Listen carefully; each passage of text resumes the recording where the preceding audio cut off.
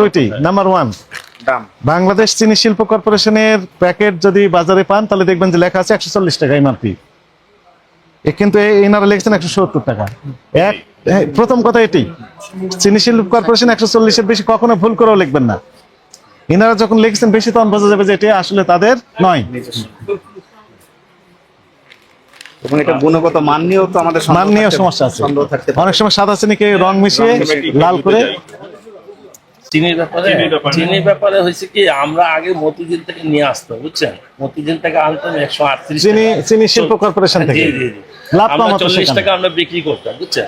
মাঝখানে যখন পাওয়া যায় না, 1 কেজির বেশি দেয় না, তখন অনেক চাহিদা কাস্টমার বলে লাল চিনি নাই। তা আমরা বললাম সবাই যখন বিক্রি করতেছে দেখি আমরা কয়টা মাল রাখি। হ্যাঁ, এইভাবে যে অভিযান, এটার ব্যাপার আমরা জানি না। অভিযান যে মালের হয় ওই মাল আমরা উঠে রাজি না দোকানে, কেন ইয়া দিব। হ্যাঁ, বুঝছেন, এই হলো ব্যাপার। পরে জানার পরে আমরা ওদেরকে ডেকে আমরা বলছি সমস্যা আছে, আপনি এই মালটা ফেরত নিন। কত বছর ধরে এই চিনি বিক্রি করেছেন?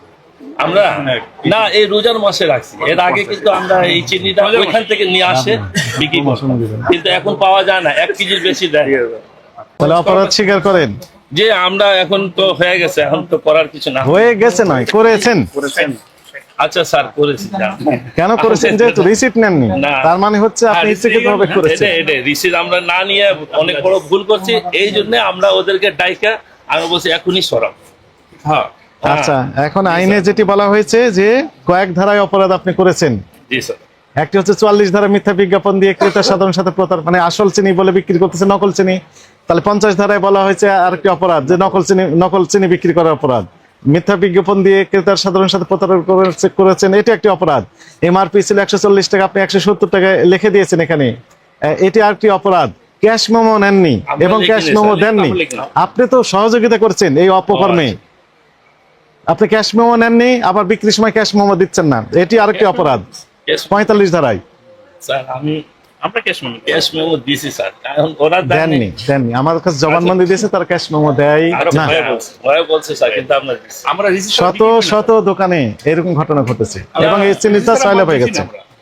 আপনাকে শুনেন, একটি শর্তে আমরা জরিমানাটা কমিয়ে দিব, যদি আপনি আমাদের সাথে এই এগ্রিমেন্ট দেন আমাদের কাছে যে এই প্রতিষ্ঠানকে আপনি ধরিয়ে দিবেন, দিতে আমাদেরকে সহযোগিতা করবেন। অবশ্যই যারা প্রস্তুত করছেন, প্যাকিং করছেন, তাদেরকে যদি আমাদেরকে ধরিয়ে দিতে সহযোগিতা করেন, সেক্ষেত্রে আমরা আপনার জরিমানাটা একটু কম করে দিতে পারি। লিখিত দিতে হবে। আপনি লেখা শুরু করেন আপনার প্যাডে। আচ্ছা, আপনাকে সতর্কতামূলকভাবে 50,000 টাকা জরিমানা আরোপ করা হলো। টাকা পরিশোধ করেন আর কমিটমেন্টটা দেন। চিনি ও খাদ্য শিল্প কর্পোরেশনের পক্ষ থেকে আমাদের মহাপরিচালক মহোদয় বরাবর বেশ কয়েকবার চিঠি দেওয়া হয়েছে। চিঠিতে উল্লেখ করা হয়েছে যে তাদের চিনি প্যাকেট, যেমন এই যে প্যাকেটটা, সেম প্যাকেট, এইরকমই প্যাকেট বাংলাদেশ চিনি ও শিল্প কর্পোরেশনের, এই প্যাকেটটা নকল করে কিছু অসাধু ব্যবসায়ী বাজারে এই চিনি, লাল চিনি ছেড়ে দিয়েছে এবং এমআরপি ছিল হচ্ছে 140 টাকা সরকার নির্ধারণ করা, কিন্তু এই চিনির প্যাকেটে এমআরপি লেখা আছে 170 টাকা, 30 টাকা করে বেশি নিচ্ছে। এবং এই লাল চিনির একটা আলাদা চাহিদা রয়েছে, সাদা চিনির চেয়ে লাল চিনি একটু গুণগত মান ভালো, এটি সবাই বিশ্বাস করেন, এই কারণে লাল চিনি সবাই কিনতে চান। আর এই সুযোগটাই মূলত ইনারা কাজে লাগিয়েছেন, একদম জেনে শুনে, এটি অজানা নয়। কারণ ইনার কথা থেকে আমরা বুঝলাম যে ইনি আগে চিনি শিল্প কর্পোরেশন থেকে চিনি কিনতেন, কিনে বিক্রি করতেন, কিন্তু সেখানে লাভের পরিমাণ ছিল কম। কিন্তু এই নকল চিনি বিক্রি করার ফলে তার লাভের পরিমাণটা অনেক বেশি হচ্ছে, যেহেতু নকল, ফলে তারা অনেক দামে, বেশি দামে বিক্রি করতে পারছে। এই সুযোগটা কাজে লাগিয়ে ইনার আরেকটা অপরাধ, সেটি হচ্ছে যিনি ইনার কাছে সরবরাহ দিয়েছেন তার কোনো পাকা ক্যাশ মেমো এনাকে দেননি বা ইনি নেননি। আবার এই প্রতিষ্ঠান যাদের কাছে সাপ্লাই দিচ্ছেন, যে সকল খুচরা ব্যবসায়ীর কাছে, তাদের কাছেও এনারা কোনো পাকা ক্যাশ মেমো দিচ্ছেন না। এটি অনেক দিন যাবত আমরা অনুসন্ধান করছি, অবশেষে একজনকে আমরা ধরলাম, যিনি অনেক বছর যাবত এই ব্যবসাটা করে যাচ্ছেন। যেখানে যেমনটি পাচ্ছেন সেখানে ওনারা এই সাপ্লাই গুলো দিয়ে দিচ্ছেন। হ্যাঁ, এরকম এলাকা ভিত্তিক কিছু এজেন্ট আছে, যেমন এই মোহাম্মদপুর গোটা এলাকায় ইনি সাপ্লাই দিচ্ছেন। টাউন হল মার্কেটে যাবেন, দেখবে এই চিনি পাওয়া যাচ্ছে, কিন্তু ঠিকানা বলতে চান না, খালি বলেন যে দেয়া যায়। কে দেয়া যায়? এই তথ্য ওনারা জানাতে চান না। তাদেরকে আমরা নমিনাল একটা জরিমানা করে বলি যে তথ্য দিবেন, কিন্তু তারা তথ্য অ্যাকচুয়ালি আমাদেরকে দেয় না। কিন্তু অবশেষে একজন ভদ্রলোক, যিনি আসলে ভদ্রলোক, এক কথাই বলে দিয়েছেন যে এই ইনার কাছ থেকে নিয়েছেন, বস্তাকে বস্তা উনি সাপ্লাই দেন।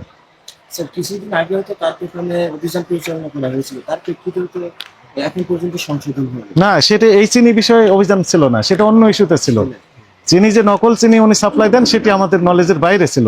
অবশেষে এটি উনি আজকে সত্য কথাও বললেন যে যার কাছে কিনেন উনিও এই ক্যাশ মেমো দেন না, ইনিও ক্যাশ মেমো দেন না, নকল চিনি উনি জেনে শুনেই বিক্রি তাহলে কি করেছেন। এইভাবে কি বন্ধ করা যাবে মনে হয়? এখন এই যে আমি তথ্য চাচ্ছি আপনাদের মাধ্যমে, আমি সকল দেশবাসীর কাছে উদাত্ত আহ্বান জানাবো যে এই যে নকল চিনি, শুধু নকল চিনি না, যে কোনো নকল প্রোডাক্ট যেখানে তৈরি হচ্ছে, আমাদের একটা হটলাইন নাম্বার রয়েছে 1611, অথবা আমাদের ইমেল নাম্বার রয়েছে, আমাদের মোবাইল ফোন নাম্বার রয়েছে www.dncrp.com। এখানে ওয়েবসাইটে ঢুকলে আমাদের অনেক সবার নাম্বার, কন্ট্যাক্ট নাম্বার আছে। এই নাম্বারগুলো তে ফোন দিয়ে আমাদের তথ্য দিয়ে হেল্প করলে আমরা এই নকল প্রতিরোধে কার্যকর ভূমিকা নিতে পারবো। আখের চিনি নাকি এখানে কোনো রং টং মিশানো হয়েছে? আমাদের কাছে যে তথ্য সেটি হচ্ছে যে সাদা চিনিতেই রং মিশিয়ে একটু লাল করা হয়, যেহেতু লাল চিনির চাহিদা বেশি, এই চিনিটাই প্যাকিং করে নকল প্যাকেটে ভর্তি করে এই বাজারজাত করা হয়। আপনাকে আরেকটি কথা বলে রাখি, মিরপুর এলাকায় এক ভদ্রলোক আমি তো বলতে পারছি না তাকে, অভদ্র ব্যবসায়ী, এইরকম কাজ দোকানে বসে থেকে করতেছিলেন। হাতে নাতে একবার ধরলাম, ধরে জিজ্ঞেস করলাম প্যাকেট কোথায় পেয়েছেন, প্যাকেট পেয়েছেন কোথায়, চকবাজার থেকে কিনে নিয়ে আসছেন। তার কাছে অ্যাড্রেস নিয়ে চকবাজারে অভিযান করলাম। ওখানে যাওয়ার পর দেখলাম যে সত্যি একটা দোকানে শুধু নকল প্যাকেট বিক্রি করা হয়। ওর কাজ হচ্ছে নকল প্যাকেট। আপনি পৃথিবীর যে কোনো প্রোডাক্টের নকল প্যাকেট তার কাছে পাওয়া যায়। সেই প্রতিষ্ঠানে 2 লাখ জরিমানা এবং স্থায়ীভাবে বন্ধ সিলগালা করে দিলাম আমরা। এইরকম ভাবে এই নকল প্রোডাক্টের সরাসরি যে রয়েছে সেটি প্রতিরোধের জন্য সম্মানিত ভোক্তাদেরও কার্যকরী ভূমিকা নিতে হবে। আইনে কি শাস্তি আছে? আইনে বলা হয়েছে যে 2 লক্ষ টাকা অর্থদণ্ড, 2 লক্ষ টাকা অর্থদণ্ড অথবা 3 বছরের কারাদণ্ড অথবা অভয়দণ্ড হতে পারে। যিনি প্রস্তুত করেছেন, যিনি সহযোগিতা করেছেন, এই জন্য এনাকে আমরা জাস্ট সতর্কতামূলক এটি কমিয়ে দিলাম। কিন্তু যিনি প্রস্তুত করেছেন ওনাকে আমরা এই 2 লক্ষ টাকা অর্থদণ্ড বা 3 বছর কারাদণ্ড এটা না, এনার নামে আমরা রেগুলার মামলা দায়ের করবো, যেন উভয়দণ্ডই হয়ে যায়। আমরা চেষ্টা করছি এই উদ্ঘাটন করার জন্য, মূল হতাকে রাইট।